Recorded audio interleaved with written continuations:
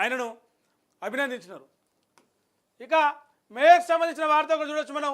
మేయర్కు పదవీ గండం. బీఆర్ఎస్ పార్టీలో గెలిచి కేకే కూతురు అని చెప్పేసి అప్పట్లో కొంత సానుభూతితోటి ఈమెకు ఫేవర్గా కేసీఆర్ నిర్ణయం తీసుకొని మేయర్ను చేసిండు హైదరాబాద్కి, జిహెచ్ఎంసీ.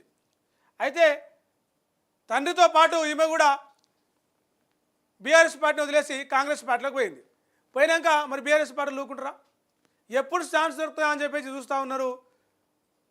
ఆ సంబంధించిన మేయర్ అవిశ్వాసం పెట్టే ఆ రూల్, దానికి సంబంధించిన ప్రకారం 11 నెలల తర్వాత అవిశ్వాసం పెట్టే ఒక రూల్ ఉంటుంది కదా, ఆ లెక్క ప్రకారం ఇప్పుడు మేయర్ మీద అవిశ్వాసం పెట్టేందుకు సిద్ధమవుతూ ఉన్నారు. అటు బీజేపీ కూడా బీఆర్ఎస్ పెట్టే అవిశ్వాస తీర్మానానికి సపోర్ట్ చేసి ఇప్పుడు కుర్చీలోకి వెళ్ళి దింపాలి. దింపితే మరి కాంగ్రెస్కు బలం ఉందా అంటే కాంగ్రెస్ సొంతంగా మేయర్ కుర్చీలో కూర్చునేంత బలం లేదు. మళ్ళా అయితే బీఆర్ఎస్ అంటే బీజేపీ అంటే ఏదైతే కాంగ్రెస్ విమర్శిస్తుందో బీఆర్ఎస్ బీజేపీ రెండు ఒకటైపోయినాయి.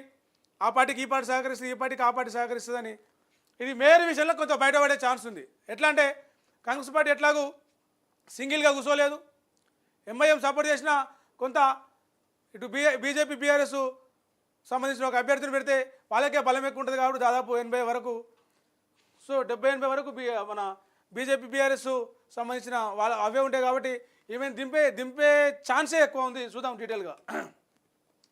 గ్రేటర్ హైదరాబాద్ కార్పొరేషన్లో రాజకీయం ఆసక్తికరంగా మారుతోంది. మేయర్పై అవిశ్వాసం విషయం చర్చనీయాంశమైంది. ఎట్టి పరిస్థితుల్లో అవిశ్వాసం పెట్టి తీరాలని బీఆర్ఎస్ భావిస్తుంది.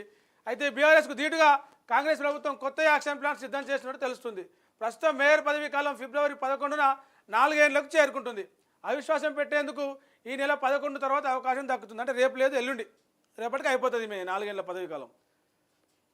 అంటే 5 ఏళ్ళు ఉంటుంది కానీ 4 ఏళ్ల తర్వాత పెట్టాలి కదా అట్లా.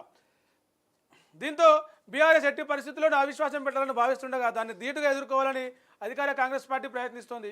ఇప్పటికే మేయర్తో పాటు డిప్యూటీ మేయర్పై అవిశ్వాసం దిశగా బీఆర్ఎస్ పావులు కలుపుతోంది. ఫిబ్రవరి 11తో గ్రేటర్ పాలక మండలికి 4 ఏళ్లు పూర్తి కానుంది. దీంతో 11 తర్వాత ఎప్పుడైనా అవిశ్వాస తీర్మానం ప్రవేశపెట్టేందుకు అవకాశం దక్కుతుంది.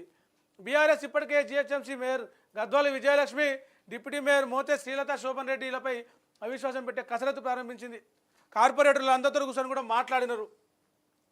గత పురపాలక ఎన్నికల్లో జిహెచ్ఎంసీ పీఠం దక్కించుకున్న బీఆర్ఎస్ మొన్నటి అసెంబ్లీ ఎన్నికల్లో ఘోరంగా ఓడిపోయింది. దీంతో మేయర్, డిప్యూటీ మేయర్లు, కార్పొరేటర్లు కారు దిగి కాంగ్రెస్ కండువా కప్పుకున్నారు. దీంతో వారిపై ఎట్టి పరిస్థితుల్లోనూ అవిశ్వాసం పెట్టాలని బీఆర్ఎస్ అనుకుంటుంది.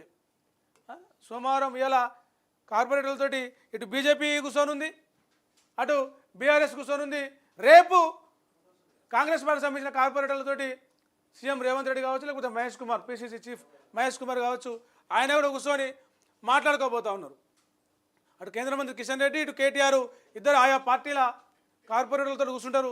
అయితే మంగళవారం కాంగ్రెస్ కార్పొరేటర్లతో మేయర్ సమావేశం కానున్నారు. అయితే ప్రస్తుతం మేయర్ విజయలక్ష్మిపై సొంత పార్టీ కార్పొరేటర్లలో కూడా వ్యతిరేకత ఉంది. కాంగ్రెస్ పార్టీలో ఉంది కదా, ఆ పార్టీ వాళ్ళు కూడా మేయర్ మీద కొంత అసహనంగా వ్యతిరేకతతోనే ఉన్నారు. సో ఎట్టి పరిస్థితుల్లో ఆమె కృషికి దిగడం ఖాయం, అందులో డౌటే లేదు. బీజేపీ కూడా వ్యతిరేకంగా ఓటేస్తుంది, బీఆర్ఎస్ ఆబ్వియస్లీ వ్యతిరేకంగా ఓటేస్తుంది. వాళ్ళతో పాటు కాంగ్రెస్ పార్టీలో ఉన్న కార్పొరేటర్లు కూడా కొంతమంది వ్యతిరేకంగా ఓటేసే ఛాన్స్ ఉంది. సో మేయర్ విజయలక్ష్మి మాజీ కాబోతున్నది అని చెప్పొచ్చు. ఈ క్రమంలో బీఆర్ఎస్ పేట అవిశ్వాసంతో సంబంధం లేకుండా ఆమెకు వ్యతిరేకంగా ఓటు వేయడానికి పలువురు కార్పొరేటర్లు ఆసక్తి చూపుతున్నారు. దీంతో ఆమె పీఠం ఉంటుందా అవుతుందా అనేది సందిగ్ధత కాంగ్రెస్లో మొదలైంది. సందిగ్ధత ఏం లేదు మేడం, దిగుడే, మీరు కృషి దిగేది అనేది కన్ఫర్మ్ రాసి పెట్టుకొని ఒక బోర్డు తయారు చేసుకోరు. మాజీ